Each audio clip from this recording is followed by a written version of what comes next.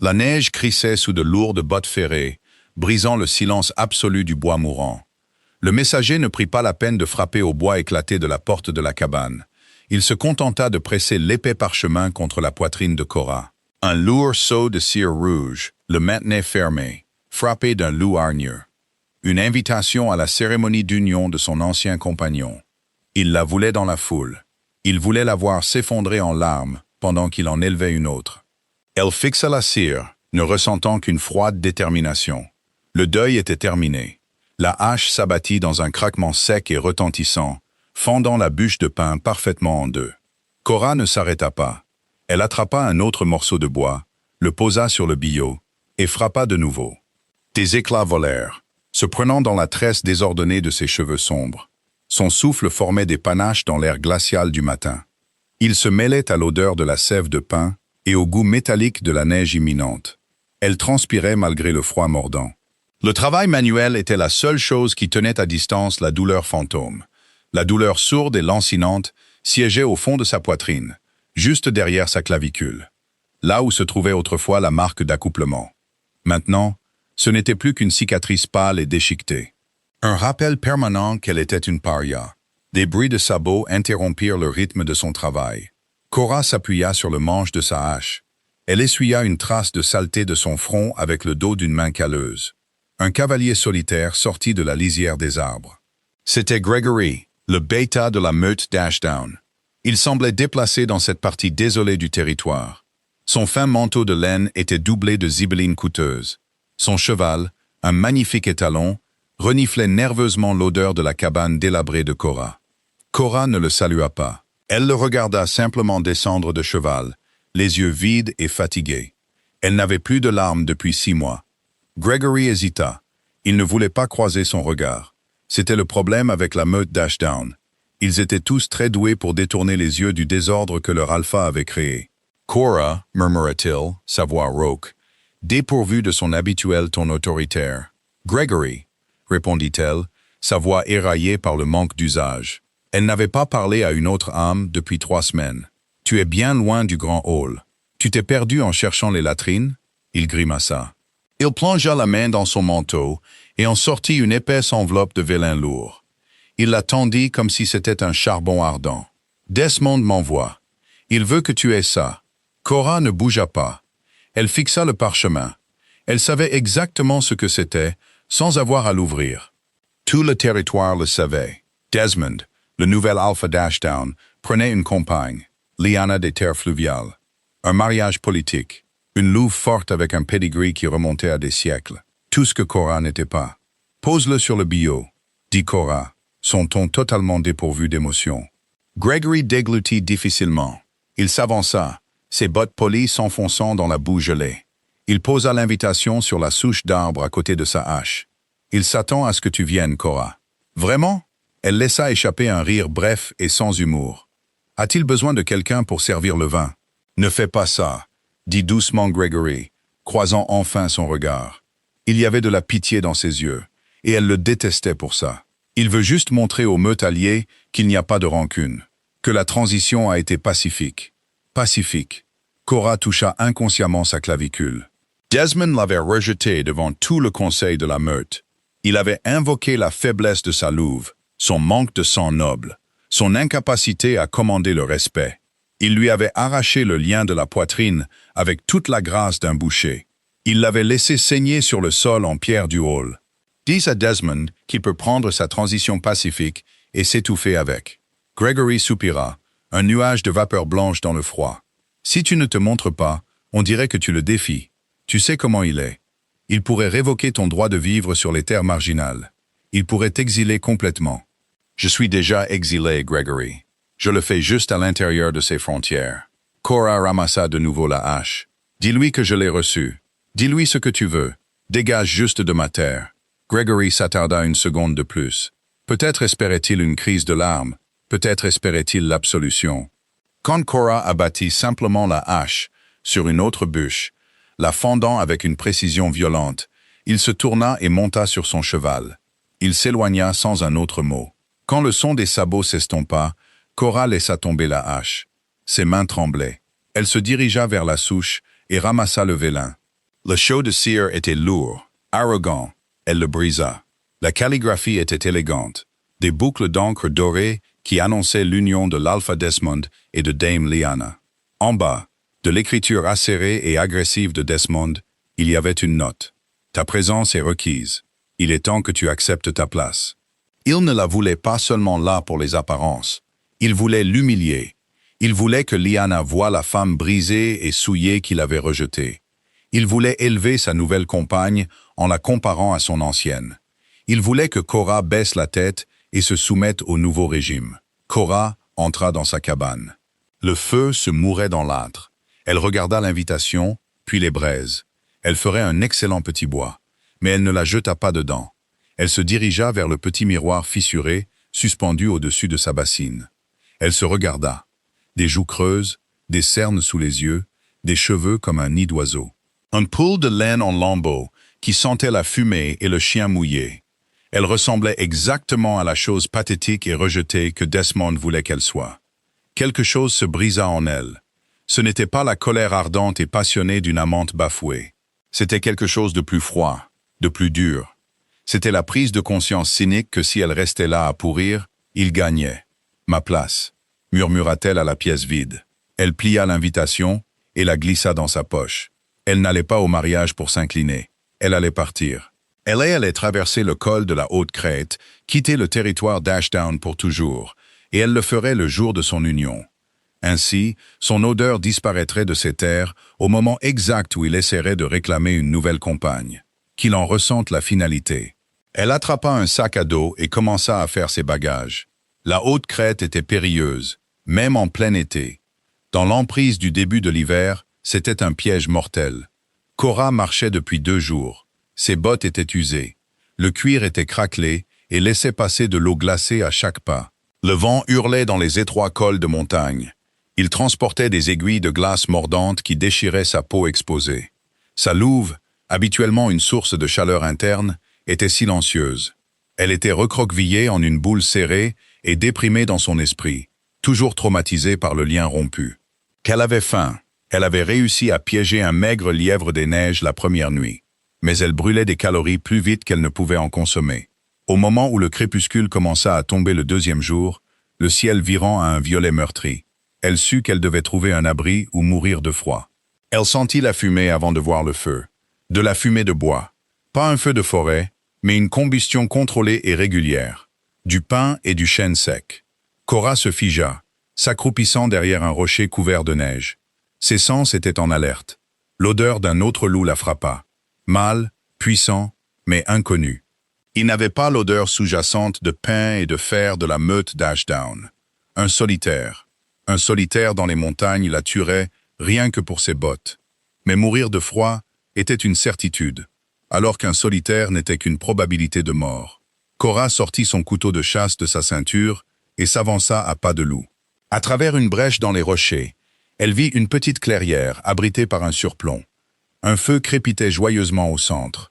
Assis sur une bûche à côté se trouvait un homme. Il n'avait pas l'air d'un solitaire affamé. Il était massif, ses épaules larges sous un lourd manteau de cuir usé.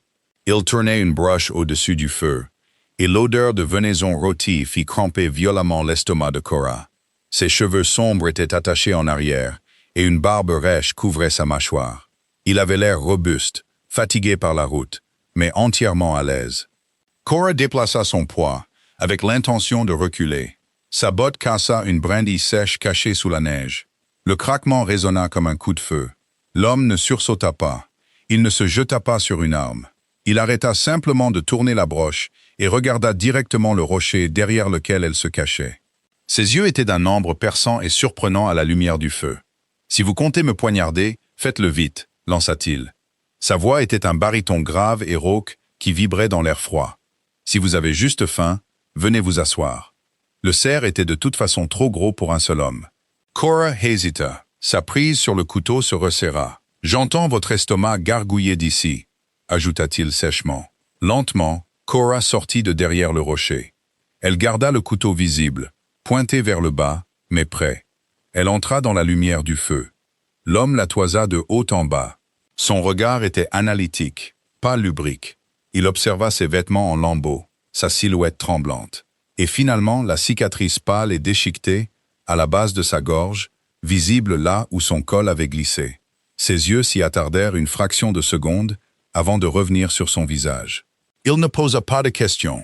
Rien que pour ça, Cora l'apprécia un peu. « Rangez ce couteau », dit-il, en désignant une grosse pierre en face de lui. « Je suis Gideon. Asseyez-vous. Réchauffez-vous. » Cora glissa le couteau dans son fourreau, mais garda la main près de la poignée. Elle s'assit sur la pierre froide, se penchant aussi près du feu qu'elle l'osait. La chaleur était un pur paradis. « Cora, dit-elle. » Gideon hocha la tête. Il se pencha, trancha un épais morceau de viande du rôti avec un couteau de chasse à l'air féroce. Il le lui tendit sur la lame.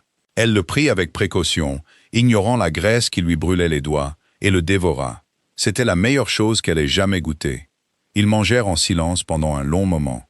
Les seuls bruits étaient le crépitement du feu et le hurlement du vent au-dessus du surplomb. « Vous voyagez léger pour une traversée de montagne », nota Gideon, essuyant finalement un peu de graisse de sa barbe. « Et vous n'avez aucune odeur de meute. »« Je préfère voyager seul, » dit Cora sur la défensive. « Un loup solitaire sur le territoire d'Ashdown, songea-t-il. D'habitude, Desmond ne tolère pas les errants près de ses frontières.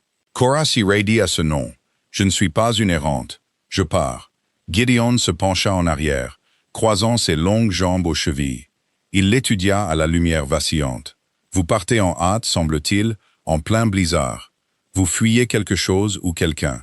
Ni l'un ni l'autre. » Cora fixa les flammes. « Je réalise juste qu'il ne me reste plus rien derrière moi. » Le regard de Gideon était lourd.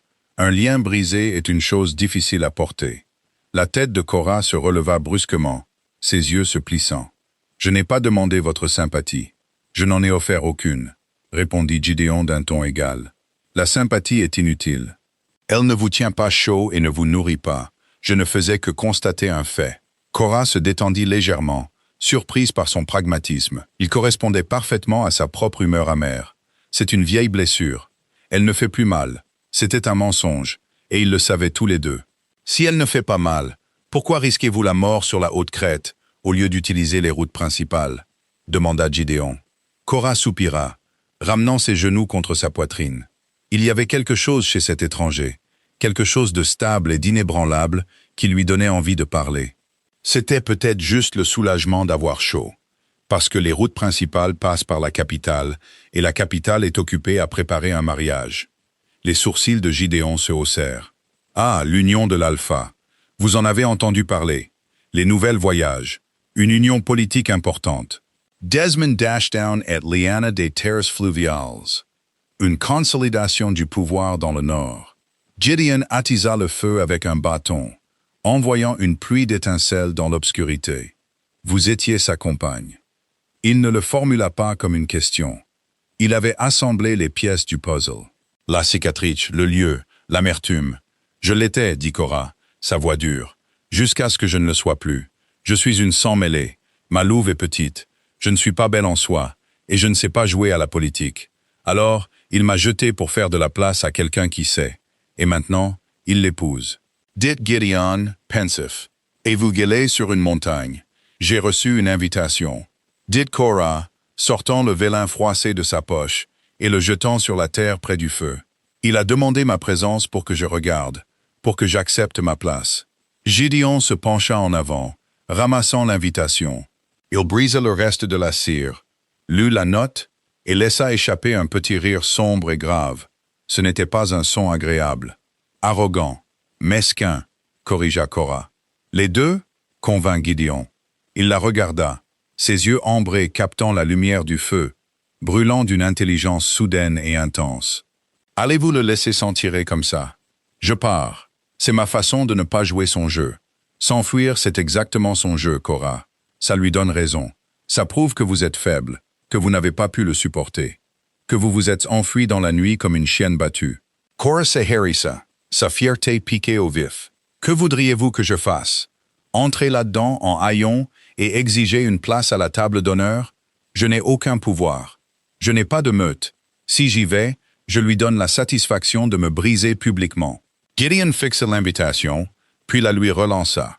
Elle l'attrapa par réflexe. « Et si vous n'entriez pas en tant que compagne brisée et rejetée ?» demanda doucement Gideon. Et si vous entriez en tant que personne intouchable? Korra ricana. Et comment je réalise ce tour de magie? Gideon ne sourit pas. Il se leva.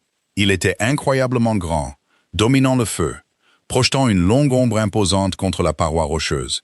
Il plongea la main dans son lourd manteau et en sortit quelque chose de métallique. Il le lança dans les airs.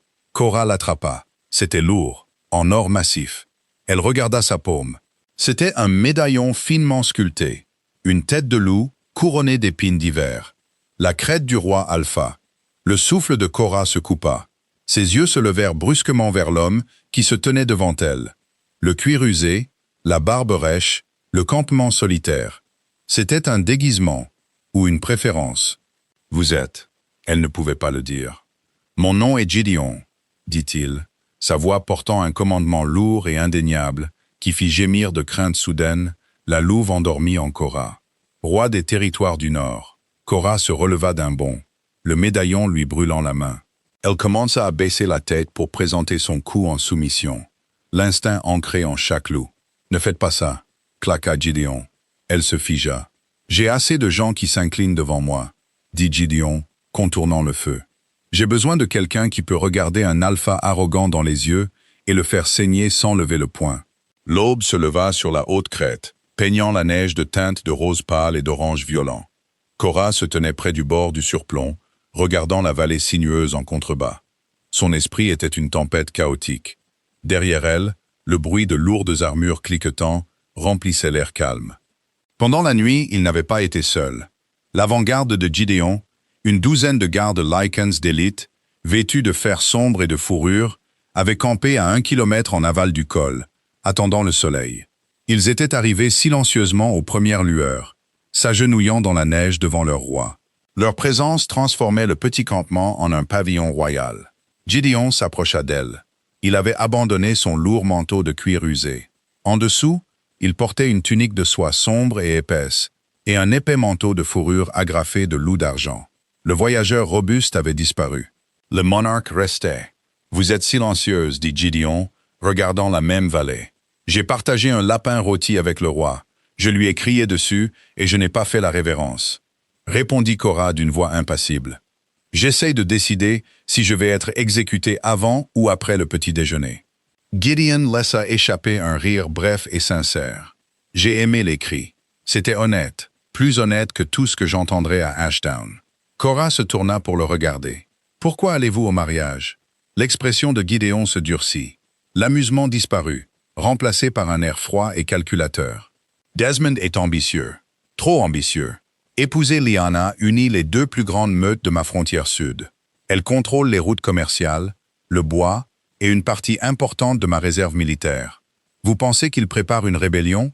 Je pense qu'il tâte le terrain. » Dit Gideon, en se tournant vers elle. « Il m'a envoyé une invitation. Ce n'était pas une demande de bénédiction.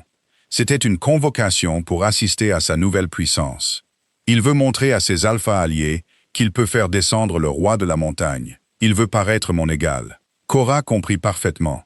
C'était exactement la même tactique que Desmond utilisait avec elle, mais jouée à une échelle géopolitique. Humilier les faibles pour élever les forts. « Et vous allez le laisser faire ?» demanda-t-elle. « Je vais y assister, » corrigea Gideon. « Mais je n'ai aucune intention de jouer son jeu. Je dois rappeler à Desmond et à chaque alpha, dans cette salle, où se trouve exactement le pouvoir. Je dois briser son illusion de contrôle, perturber son récit parfait. » Gideon s'approcha. Il la dépassait d'une tête, sentant l'ozone, le fer froid et la dominance alpha. Mais il contenait son aura, ne l'écrasant pas. « C'est là que vous intervenez, Korra. » Korra croisa les bras, frissonnant sous une rafale de vent. « Je ne suis pas. Je suis une moins que rien. Je suis le déchet qu'il a sorti. Arriver avec moi ne vous donne pas l'air puissant. Ça vous donne l'air d'un charognard. Vous sous-estimez le symbolisme, » dit doucement Gideon. « Desmond vous a rejeté parce qu'il vous a jugé indigne. Il a fait un spectacle public de votre rejet pour prouver son jugement supérieur. Que se passe-t-il lorsque le roi de tous les Lycans arrive à sa cérémonie d'union avec sa compagne rejetée à son bras, drapée dans les couleurs royales? » Les yeux de Korra s'écarquillèrent alors que la pure et vindicative brillance du plan s'imposait à elle. « Ça dit au monde, » continua Gideon, « sa voix baissant jusqu'à un murmure dangereux. Que le jugement de Desmond est erroné. Ça dit que ce que Desmond a jeté, la couronne l'a trouvé précieux. Ça vous élève au-dessus de lui. Il sera forcé de s'incliner devant vous, Cora, de vous accueillir comme une invitée d'honneur dans la maison d'où il vous a chassé. Le souffle de Cora se coupa. Elle l'imagina. Le visage de Desmond. Le sourire suffisant de Lyanna vacillant. Les murmures du conseil de la meute. L'humiliation absolue et totale de l'homme qui lui avait brisé le cœur. La douleur fantôme dans sa poitrine s'embrasa, puis s'engourdit complètement, remplacée par une montée d'adrénaline. « Vous voulez m'utiliser comme une arme politique ?» déclara-t-elle sans détour. « Oui », répondit Gideon sans hésitation. Il n'enjoliva pas les choses. Il n'essaya pas de l'enrober dans un conte de fées. Il la respectait assez pour lui dire la laide vérité. « Je vous utilise pour déstabiliser Desmond. Vous m'utilisez pour obtenir votre vengeance. C'est une transaction. » Cora baissa les yeux sur ses bottes boueuses, puis sur ses mains calleuses et pleines d'ampoules. « Regardez-moi, Gideon. Je suis une femme sauvage, vivant dans une cabane. Je ne sais pas comment me comporter dans une cour royale. Je n'ai pas les robes, les bijoux, les manières. Desmond ne fera que rire. » Gideon tendit la main. Il ne toucha pas son visage. Il n'était pas trop familier, mais il posa une grande main chaude sur son épaule. Sa prise était ferme, rassurante. Une robe peut être taillée sur mesure. Les bijoux peuvent être achetés. La saleté peut être lavée. Dit Gideon, ses yeux ambrés fixés sur les siens. Mais le feu que j'ai vu en vous la nuit dernière, la femme qui a regardé un roi alpha dans les yeux et lui a dit qu'elle ne voulait pas de sa pitié, ça ne peut pas être acheté. C'est de ça que j'ai besoin. Il recula, lui laissant de l'espace. Nous avons 3 jours avant la cérémonie. Mon domaine du Sud est à une journée de route d'ici. Nous avons des tailleurs, des tuteurs, tout ce dont vous avez besoin. Si vous acceptez, vous chevauchez avec moi. Vous vous tenez à mes côtés. Et quand ce sera fini, vous aurez une place à ma cour, à l'abri de Desmond pour toujours. Ou vous pouvez descendre cette montagne, disparaître dans la neige, et le laisser gagner. Cora regarda la piste qu'elle avait tracée dans la neige. Elle pensa à sa cabane froide. Elle pensa au lourd seau de cire rouge et à l'écriture arrogante. Ta présence est requise. Il est temps que tu acceptes ta place. Elle plongea la main dans sa poche, sortit l'invitation froissée et la brandit. Elle regarda Gideon dans les yeux, la mâchoire serrée, son cœur cynique battant un rythme régulier de tambour de guerre. « J'aurais besoin d'une robe très chère, » dit Cora. La bouche de Gideon se courba en un sourire acéré et dangereux. « Vous aurez la plus belle du royaume. » Il se tourna vers ses gardes. « Scellez les chevaux, nous partons pour le domaine d'hiver. » Alors que le camp s'animait d'un chaos organisé autour d'eux, Cora jeta un dernier regard à l'invitation. Elle ne la jeta pas dans le feu. Elle la plia soigneusement et la remit dans sa poche. Elle allait la remettre à Desmond en personne. L'eau de la baignoire en cuivre était brûlante, mordant la peau glacée de Cora, avec une efficacité impitoyable. Elle ne broncha pas. Elle resta parfaitement immobile, pendant que 2 servantes au visage de pierre lui frottaient une couche de crasse de montagne, de sève de pin et de sang séché des bras. L'eau s'assombrit rapidement. Elle se trouvait dans l'aile est du domaine d'hiver de Gideon. C'était une forteresse tentaculaire de granit sombre et de lourdes poutres, nichée dans une haute vallée. Elle sentait la cire d'abeille, le bois de chauffage et la richesse ancienne. Il n'y avait pas de cage dorée ni de salon de velours ici. C'était une place forte militaire construite pour un roi guerrier. Une femme plus âgée et sévère nommée Martha dirigeait les servantes. Elle n'offrait pas de regards apitoyés ni de sympathie gloussante. Elle regardait Cora comme un forgeron regarde un morceau de fer brut. Quelque chose à chauffer, marteler et façonner. Ses mains sont calleuses, murmura l'une des servantes, en appliquant une pierre ponce rêche sur les paumes de Cora. Laissez-les, claqua Martha, tendant à Cora une épaisse serviette de lin alors qu'elle sortait de la baignoire. Le roi n'a pas demandé une poupée de porcelaine. Il a demandé une arme. Les callosités montrent qu'elle a survécu. Cora se sécha, la peau rougie par la chaleur et le frottement. Elle se sentait plus légère, le poids physique de son exil s'écoulant dans le siphon, mais sa poitrine restait serrée. 3 jours. Dans 3 jours, elle se tiendrait devant Desmond. La garde-robe qu'on lui présenta n'était pas une collection de robes éthérées et fluides. Gideon avait compris la mission. Les vêtements étaient structurés, lourds et imposants. Ils choisirent une robe de velours bleu nuit, si sombre qu'elle absorbait la lumière. Le corsage était rigide, baleiné d'os de baleine, pour forcer une posture parfaitement droite. Les manches étaient longues et serrées, brodées au poignet d'un subtil fil d'argent, qui captait la lumière, comme le fil d'une lame. La robe ne la faisait pas ressembler à une fleur délicate. Elle la faisait ressembler à un ciel nocturne juste avant un orage. Martha attacha un lourd collier d'argent autour du cou de Cora. Il était placé haut, couvrant entièrement la cicatrice pâle et déchiquetée de son lien d'accouplement brisé. Le métal froid contre sa gorge était une encre dure et réconfortante. « Respirez !» ordonna Martha, en serrant les lacets dans son dos. « Je ne peux pas !» haleta Cora. « Vous apprendrez. Les loups faibles halètent. Les compagnes royales respirent avec le diaphragme. » Quand elles eurent terminé, Cora se regarda dans le grand miroir. Elle ne reconnut pas la femme qui la fixait. Les joues creuses étaient toujours là, mais rehaussées par un ombrage artistique, pour paraître anguleuses et aristocratiques, plutôt qu'affamées. Ses cheveux sombres étaient tirés en arrière, en une couronne tressée sévère et complexe, entrelacée de fils d'argent. Elle avait l'air acérée. Elle avait l'air dangereuse. La lourde porte en chêne s'ouvrit. Gideon entra dans la pièce. Il avait également abandonné sa tenue de voyage. Il portait une tunique à col haut en laine anthracite, fermée par des agrafes d'argent sur sa large poitrine. Un lourd manteau de fourrure d'ours noir reposait sur ses épaules. Il dégageait une autorité calme et suffocante. Il s'arrêta à quelques pas d'elle, ses yeux ambrés balayant la transformation. Il ne sourit pas. Il n'offrit pas de compliments vides. « Est-ce que ça vous va ?»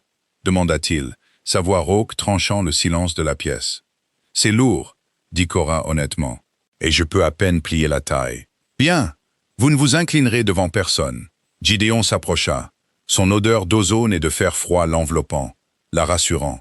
Desmond cherchera la faiblesse. Il cherchera la fille sauvage au cœur brisé qu'il a chassée. Si vous gigotez, vous perdez. Si vous baissez les yeux, vous perdez. Vous ne parlez que si on vous adresse la parole, et quand vous parlez doucement. Faites en sorte qu'il se penche pour vous entendre. Cora croisa son regard dans le miroir. Et si je me fige? Et si je le vois, et que je m'effondre? Gideon la retourna par les épaules, la forçant à lui faire face directement. Sa prise était totalement impersonnelle, mais farouchement encourageante. « Vous ne vous effondrerez pas, » dit Gideon, « parce que vous n'êtes pas seul dans cette salle. Vous entrez sous ma bannière. S'il vous insulte, il insulte la couronne. S'il vous touche, c'est un acte de guerre. Vous avez tout le poids de l'armée du Nord derrière vous, Cora. Laissez-le voir ça. » Il plongea la main dans sa poche et en sortit une lourde chevalière en argent. Elle portait la même tête de loup couronnée que son médaillon. Il prit sa main droite et la glissa à son index. Elle était froide et lourde. « Vous n'êtes plus Cora des terres marginales, » murmura-t-il en reculant. « Vous êtes la compagne d'honneur du roi. Maintenant, allons gâcher un mariage. » Le voyage vers le sud dura 2 jours en calèche. Ce ne fut pas un voyage tranquille. Le cortège royal de Gideon était conçu pour être vu. Une avant-garde de 30 cavaliers, Lycans lourdement armés, flanquait l'imposante calèche renforcée de fer. Des bannières portant les armoiries du roi claquaient violemment dans le vent glacial de l'hiver. Le sol tremblait sous le martèlement synchronisé des énormes chevaux de guerre. Lorsqu'ils franchirent la frontière du territoire d'Ashdown, l'air changea. L'odeur de pain et de fer devint plus lourde, plus épaisse. L'estomac de Cora se noua en nœuds douloureux. Elle reconnaissait les routes sinueuses, les vastes forêts de conifères, les pics déchiquetés au loin. Elle avait chassé dans ces bois. Elle avait saigné sur cette terre. La route principale menant à la forteresse de Desmond était bordée de membres de la meute. Ils s'étaient rassemblés pour assister à l'arrivée des alphas alliés, s'attendant à un défilé de luxe et de célébration. Au lieu de cela, ils eurent droit à une occupation militaire. Les cavaliers de Gideon écartaient les foules avec une efficacité impitoyable. Les membres de la meute, sentant l'aura alpha écrasante du roi, se turent. Ils baissèrent la tête, présentant leur cou en soumission instinctive alors que la calèche noire passait. Cora était assise, raide, sur la banquette de velours, regardant droit devant elle. Elle pouvait les sentir. Elle sentait le boulanger, le forgeron, les guerriers avec qui elle s'entraînait. Et il pouvait la sentir. Elle vit la confusion se propager dans la foule, à l'extérieur de la fenêtre de la calèche. Les nez se plissèrent, les yeux s'écarquillèrent. Ils ont senti l'odeur familière de la compagne rejetée, mais elle était mêlée à l'odeur écrasante et terrifiante du roi Alpha. Cela les a déconcertés. Des murmures commencèrent à éclater comme une traînée de poudre, suivant la calèche jusqu'aux portes de la forteresse. Les lourdes portes en fer de la forteresse d'Ashdown grincèrent en s'ouvrant. La cour était bondée. Des alphas d'une douzaine de meutes alliées se tenaient dans leurs plus belles fourrures, riant et buvant du vin épicé. En haut du grand escalier de pierre se tenait Desmond. Il était large d'épaules et beau d'une manière robuste et arrogante. Il portait un manteau de laine cramoisie, une lourde chaîne en or reposant sur sa poitrine. À ses côtés se tenait Lyanna. Elle était objectivement belle, grande, élancée, avec des cheveux de la couleur de l'or filé et une soie parfaitement taillée qui épousait ses courbes. Il ressemblait au souverain parfait. La calèche s'arrêta brusquement. La cour devint silencieuse. Tous les yeux étaient fixés sur la porte noire.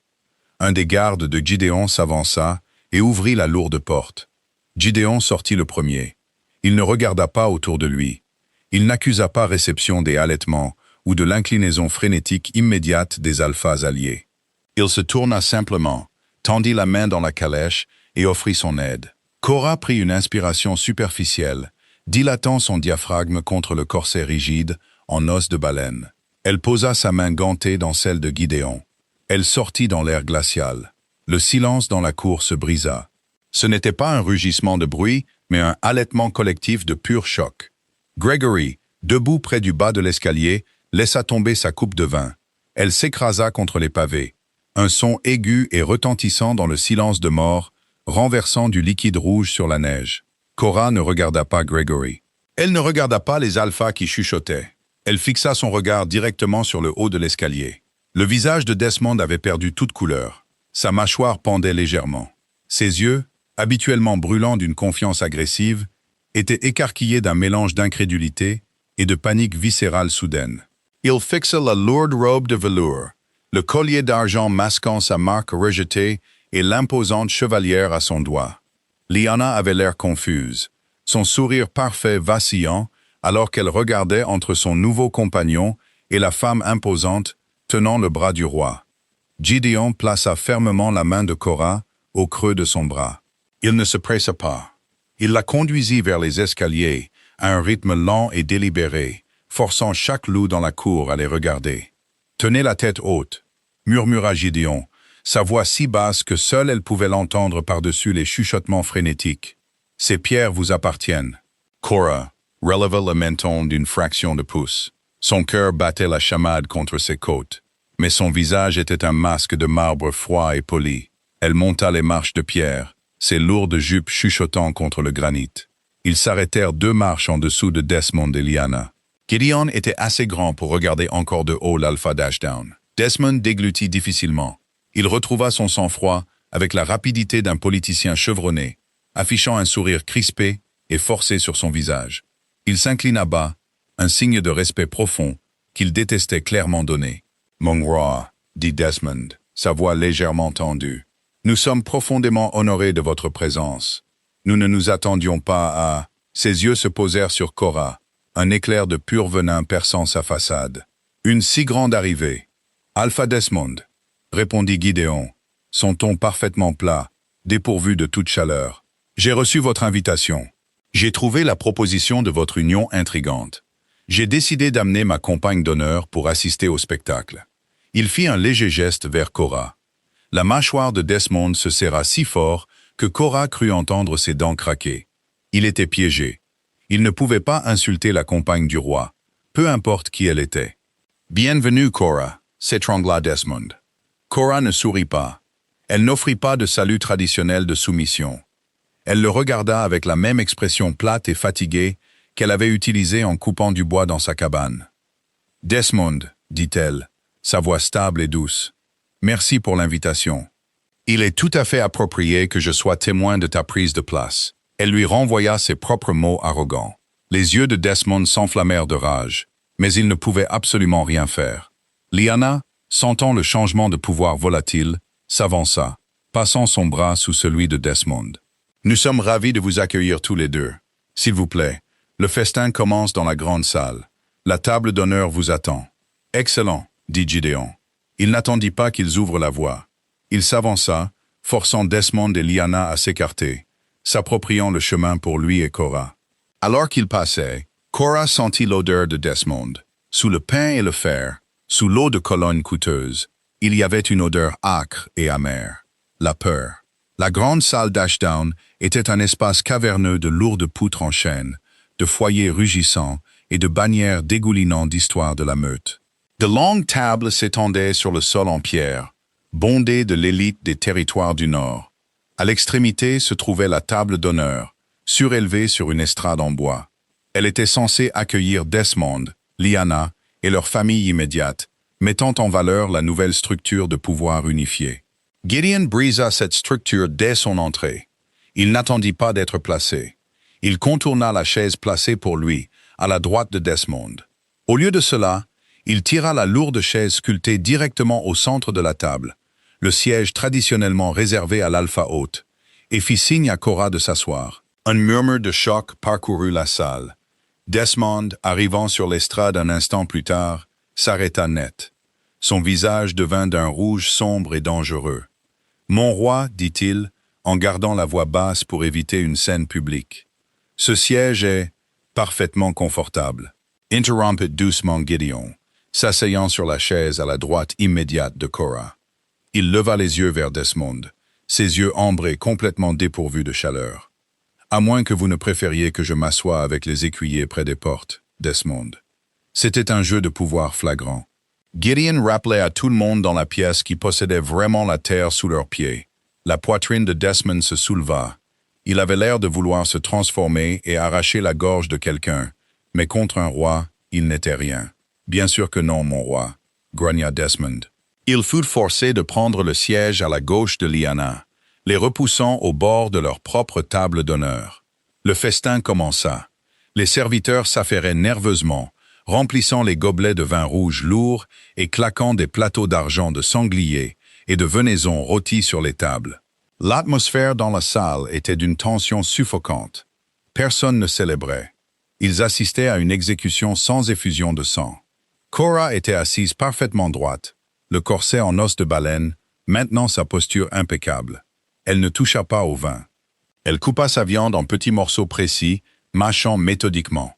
Lyanna se pencha en avant, essayant de regarder Cora par-dessus Desmond. Son beau visage était marqué par un sourire condescendant et crispé. « Je dois dire, Cora, » lança Lyanna, sa voix portant juste assez pour être entendue par les tables voisines. « Nous avons été assez surpris lorsque les cavaliers du roi sont arrivés. Nous pensions que vous viviez encore dans les bois marginaux. Ce doit être un choc pour votre système d'être à nouveau dans une salle comme celle-ci. » La salle se calma légèrement. Les alphas alliés se penchèrent, avides de drame. Lyanna essayait de rappeler à tout le monde le statut de paria sauvage de Cora. Cora posa son couteau en argent sur la lourde table en chêne. Elle n'avait pas l'air troublée. Elle ne rougit pas. Elle tourna lentement la tête et croisa le regard de Lyanna. « Les bois marginaux sont calmes, dame Lyanna, » dit Cora, sa voix portant magnifiquement sans crier. Cela apprend à reconnaître les prédateurs et à repérer les charognards. Elle offrit un petit sourire totalement vide. La transition vers cette salle a été assez fluide.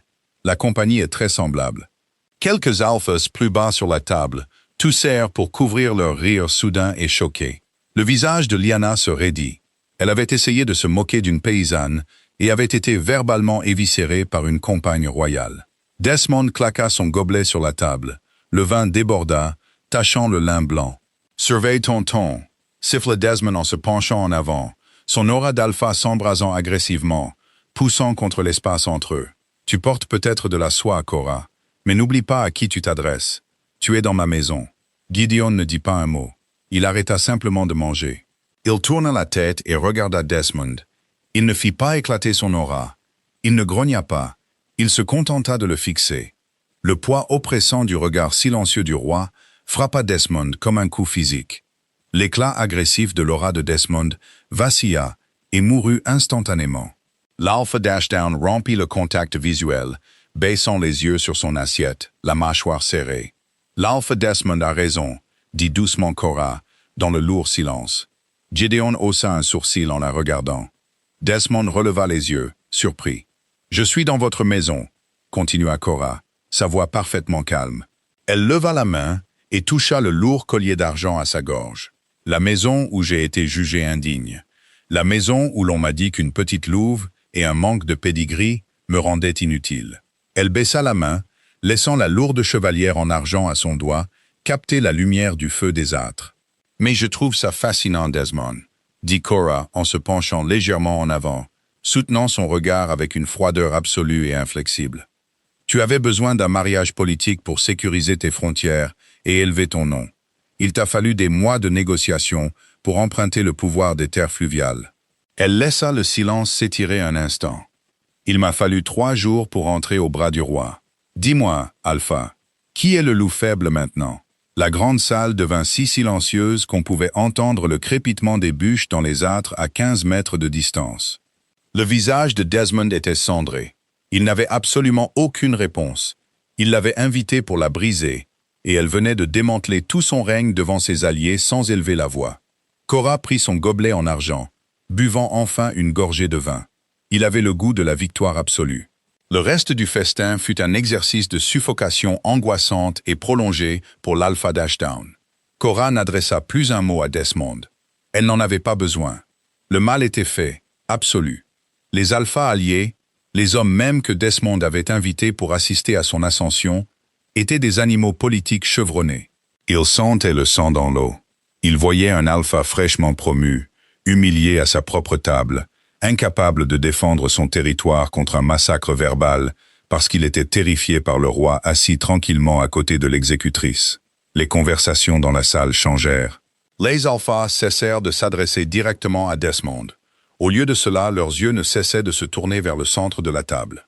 Un seigneur territorial des Rochers de l'Est se pencha en avant et interrogea Gideon sur l'enneigement dans les hauts cols. Un alpha plus âgé des mines de fer leva son verre dans un toast silencieux et respectueux à Cora. Il pivotait. Desmond n'était plus le centre de gravité dans sa propre forteresse. Lyanna tenta désespérément de reprendre le contrôle du récit. Elle ordonna aux musiciens de jouer plus fort. Elle fit signe de verser plus de vin. Elle rit un peu trop fort, sa voix stridente couvrant les cordes graves des violoncelles. C'était inutile. Elle était une belle mariée, assise à côté d'un loup castré. Pendant tout ce temps, Cora resta immobile. Son dos lui faisait mal à cause du corset rigide. La lourde jupe de velours lui semblait un poids de plomb qui la tirait vers le bas, mais elle gardait le menton haut, les mains détendues sur ses genoux. Elle sentait la présence de Gideon à ses côtés, une immense fournaise rayonnante de chaleur et de calme terrifiant. Il ne jubilait pas. Il occupait simplement l'espace, laissant sa simple existence démanteler l'autorité de Desmond. Lorsque le dernier plat de lourde pâtisserie épicée fut débarrassé, Gideon se leva. Toute la salle se tut à nouveau. « Alpha Desmond », dit Gideon, sa voix résonnant contre le plafond voûté en bois. « Votre hospitalité est notée. Nous allons nous retirer pour la soirée. Veillez à ce que mes gardes soient logés au chaud. » Il n'attendit pas la réponse frénétique et balbutiante de Desmond. Il offrit son bras à Cora. Elle le prit, se levant doucement, ignorant la crampe vicieuse dans sa cuisse gauche. Ils descendirent l'allée centrale de la grande salle. Les foules s'écartèrent instantanément pour eux, les têtes s'inclinant, les yeux détournés. Ils franchirent les lourdes portes en chêne et sortirent dans les couloirs de pierre glaciale de l'aile des invités. Dès que les portes se refermèrent solidement derrière eux, coupant le bruit de la salle, Cora s'arrêta. Elle lâcha le bras de Gideon et appuya son dos contre le mur de granit froid. L'adrénaline, qui avait brûlé chaude et rapide dans ses veines pendant la dernière heure, s'effondra. Ses genoux fléchirent légèrement. Ses mains se mirent à trembler de tremblements violents et incontrôlables. Gideon ne l'envahit pas. Il recula d'un pas, lui donnant de l'air. Il plongea la main dans son lourd manteau de fourrure et en sortit une flasque plate en argent. Il dévissa le bouchon et la lui tendit. Cora la prit à 2 mains pour la stabiliser. Elle but. Ce n'était pas du vin. C'était du whisky de montagne à haute teneur en alcool, au goût de tourbe et de feu. Il lui brûla tout le long de l'estomac, chassant le froid immédiat du couloir. Elle toussa, rendant la flasque. « Merci. Vous tremblez. » observa Gideon, ses yeux ambrés l'étudiant dans la faible lumière des torches du couloir. « C'est le froid. » mentit Cora. « C'est le contre-coup. » Corrigea doucement Gideon, prenant lui-même une gorgée de la flasque avant de la reboucher. La violence a un coût pour le corps, et ce que vous venez de faire là-dedans, c'était de la violence pure et sans phare. Cora laissa échapper un souffle. C'était à moitié un rire, à moitié un sanglot. Elle pressa les talons de ses mains contre ses yeux. Il avait l'air si petit, Gideon. J'ai passé 6 mois à penser qu'il était un monstre, qu'il était cette force massive et inébranlable qui m'avait écrasé. Mais en le regardant ce soir, il avait juste l'air désespéré. Les tyrans le sont généralement, dit Gideon. Il appuya son épaule contre le mur en face d'elle, l'observant attentivement. Il a construit toute son estime de soi sur la soumission des autres. Vous lui avez enlevé ça. Vous avez exposé l'échafaudage. C'est une chose terrifiante pour un homme comme lui de réaliser qu'il n'a de pouvoir que parce que les gens acceptent de le lui donner. Et ce soir, la salle a cessé d'être d'accord. Cora baissa les mains. Le maquillage que Martha avait minutieusement appliqué était impeccable, mais ses yeux étaient fatigués. Ai-je ruiné ses alliances? Vous avez planté la graine du doute, répondit Gideon pragmatiquement. Les seigneurs de l'Est comptent sur la force. Ils n'en ont vu aucune ce soir. Ils ont vu un homme qui ne peut pas contrôler son propre passé, et encore moins l'avenir des frontières du Nord. D'ici demain, la moitié d'entre eux enverront des corbeaux à mon domaine d'hiver, cherchant à renégocier leurs traités commerciaux directement avec la couronne. Oh, donc votre voyage a été un succès. Notre voyage, corrigea doucement Gideon. J'ai fourni la scène. Vous avez manié la hache. Il s'éloigna du mur. Le roi rude et pragmatique était de retour. Reposez-vous, Cora. Demain, c'est la cérémonie d'union. Le spectacle nécessite un public pour l'acte final. Il l'escorta jusqu'à la porte de ses appartements. Il ne s'attarda pas. Il lui fit un bref signe de tête respectueux et descendit le couloir jusqu'à ses propres quartiers, ses lourdes bottes ne faisant aucun bruit sur le sol en pierre. Cora entra. La chambre était grandiose, bien plus grande que toute sa cabane, avec un feu rugissant déjà allumé dans l'âtre. 2 des gardes royaux de Gideon se tenaient devant sa porte dans le couloir. Elle se déshabilla de la lourde robe de velours, la laissant tomber sur une chaise. Elle dégrafa le collier d'argent et le posa sur la coiffeuse. Elle regarda son reflet dans le miroir. La cicatrice pâle et déchiquetée à sa gorge était de nouveau visible. Elle la toucha. Pour la première fois en 6 mois, elle ne palpitait pas. La douleur fantôme avait disparu. À sa place, il n'y avait qu'une cicatrice, un tissu mort, complètement engourdi. Desmond l'avait ouverte, mais elle avait finalement cautérisé la plaie. La pierre de lune était une ancienne dalle d'obsidienne déchiquetée, qui sortait de terre au centre de la cour de la forteresse. Elle était antérieure à la meute d'Ashdown. C'est là que le sang était versé, que les serments étaient prêtés, et que les âmes étaient liées. L'air du matin était brutalement froid. Le ciel était d'un gris plat et impitoyable, lourd de la promesse d'un blizzard. Toute la meute, ainsi que les dignitaires en visite, se tenaient en un immense cercle autour de la pierre. Leur souffle s'élevait en épais nuages blancs, se mêlant à la fumée lourde de la résine de pin qui brûlait dans des braseros en fer. Cora se tenait sur le haut balcon qui surplombait la cour. Elle était enveloppée dans un manteau d'épaisse fourrure de renard noir, le collier d'argent serré autour de son cou. Gideon se tenait à ses côtés, les mains posées sur la balustrade en pierre. Ils étaient physiquement éloignés de la foule, élevés au-dessus du rituel, observateurs, juges. En bas, Desmond et Lyanna se dirigeaient vers la pierre de lune. Ils portaient des cuirs blancs de cérémonie, dépourvus d'armure ou de fourrure lourde, censés symboliser la pureté et la vulnérabilité à la déesse. Desmond avait l'air terrible. La confiance robuste et arrogante de la veille avait disparu, remplacée par une raideur mécanique. Il avait des cernes sous les yeux. Lyanna marchait à ses côtés, son visage un masque de perfection sereine et étudiée.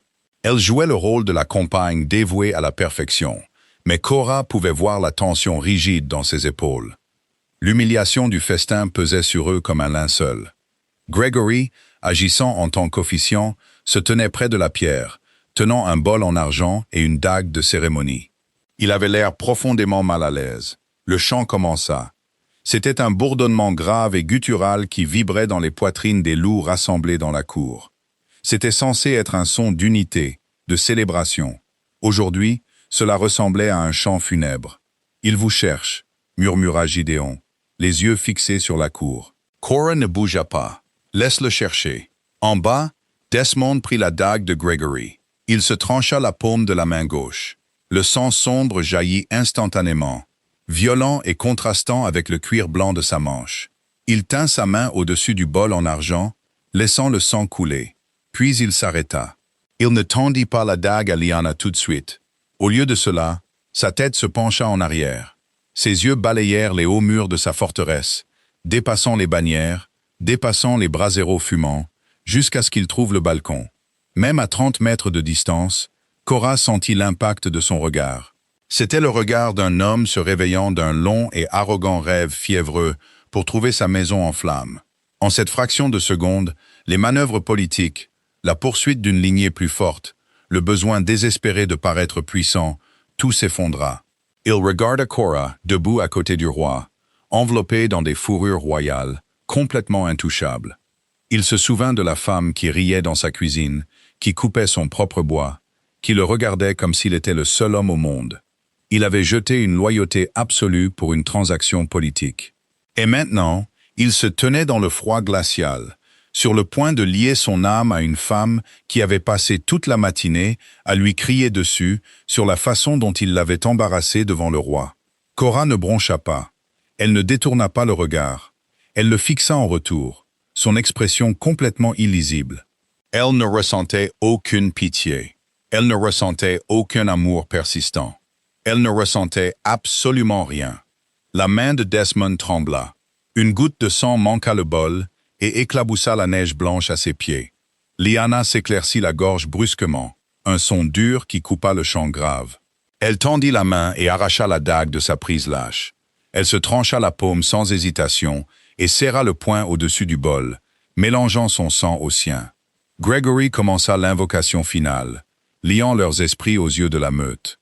Au moment où le rituel fut terminé, une acclamation s'éleva des loups d'Ashdown. Elle était forte, mais elle manquait de l'énergie frénétique et joyeuse d'un véritable accouplement. Les alphas alliés applaudirent poliment. Desmond n'embrassa pas sa nouvelle compagne.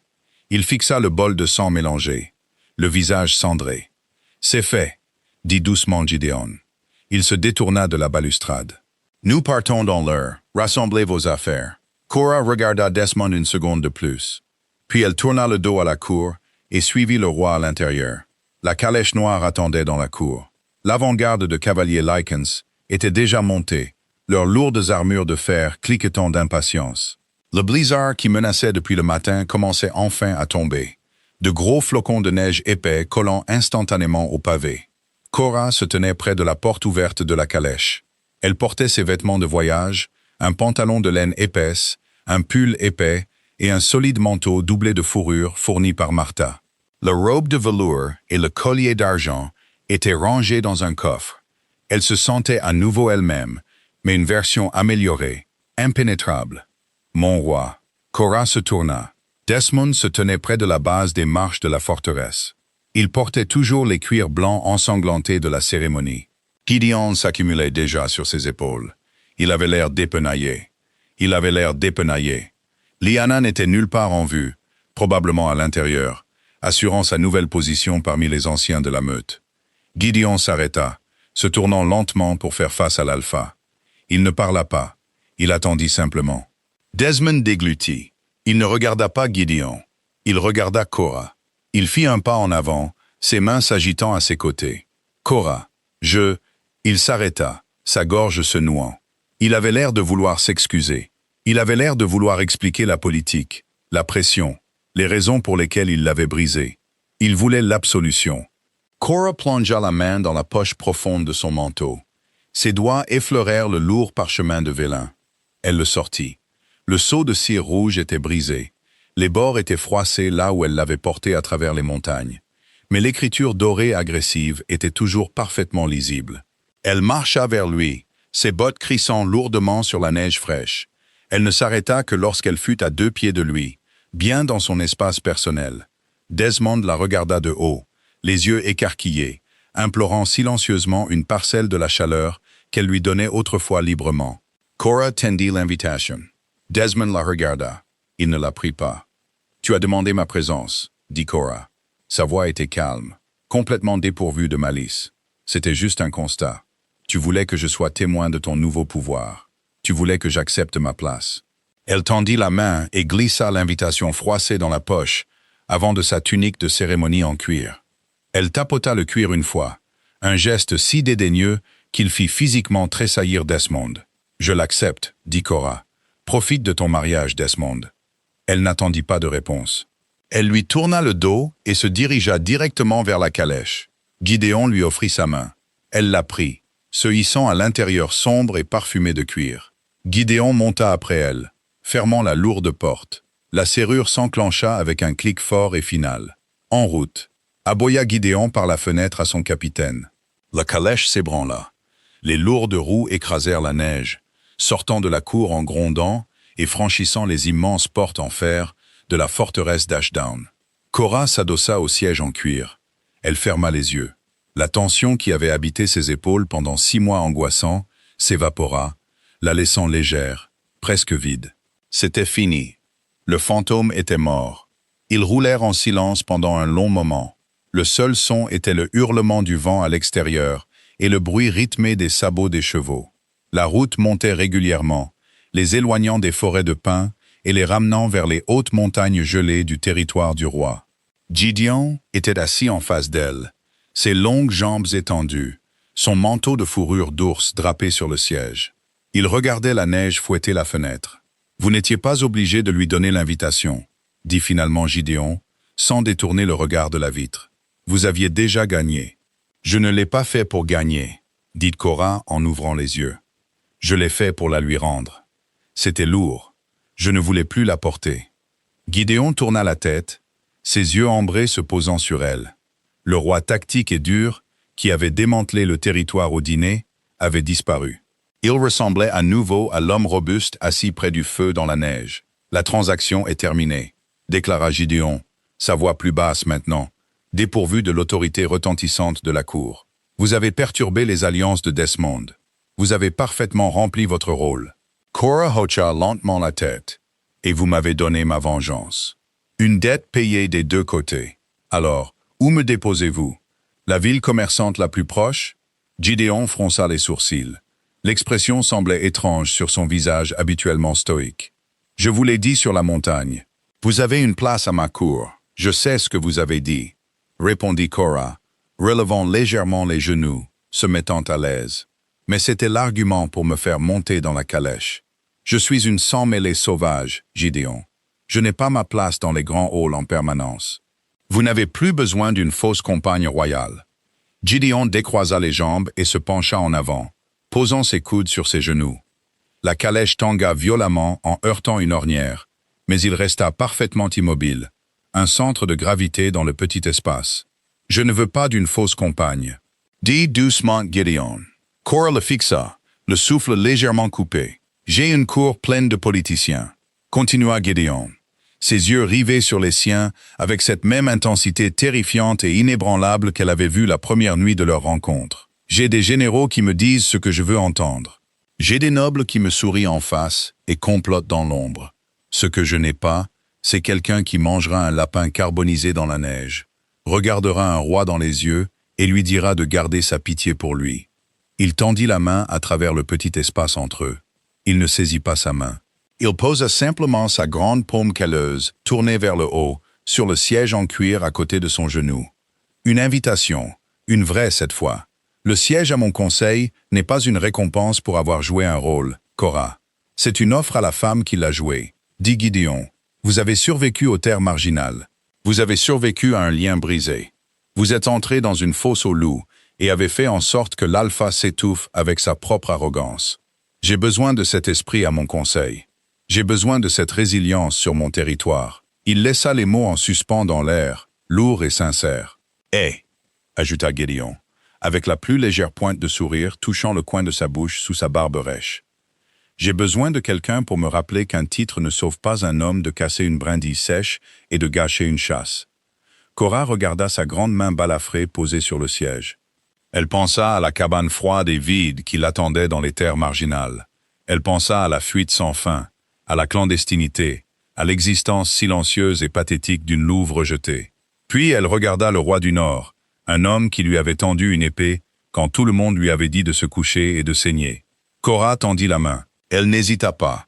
Elle posa sa main dans la sienne. Ses doigts se refermèrent sur les siens, chauds, solides et incroyablement rassurants. Il n'y eut pas d'étincelle magique, pas de cliché d'âme sœur avec des étoiles qui explosent.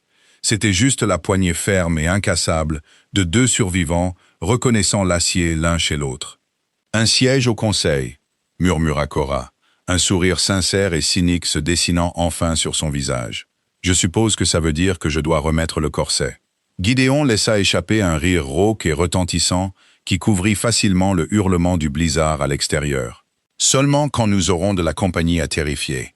Le reste du temps, le roi ordonne que vous portiez ce que bon vous semble. » La calèche s'enfonça plus profondément dans les montagnes du nord, laissant le fantôme d'Ashdown enterré sous la neige pour toujours. Merci d'avoir regardé. Si la vengeance épique de Cora et son nouveau départ avec le roi Alpha vous ont tenu en haleine, éclatez ce bouton j'aime tout de suite. N'oubliez pas de partager cette histoire avec quelqu'un qui aime les retours en force féroce et sans concession. Vous voulez plus de drames originaux sur les loups-garous, de romances sombres et de récits de survie? Cliquez sur le bouton d'abonnement et activez la cloche de notification pour ne jamais manquer une nouvelle vidéo. Laissez un commentaire ci-dessous. Quel a été votre moment préféré de la chute de Desmond?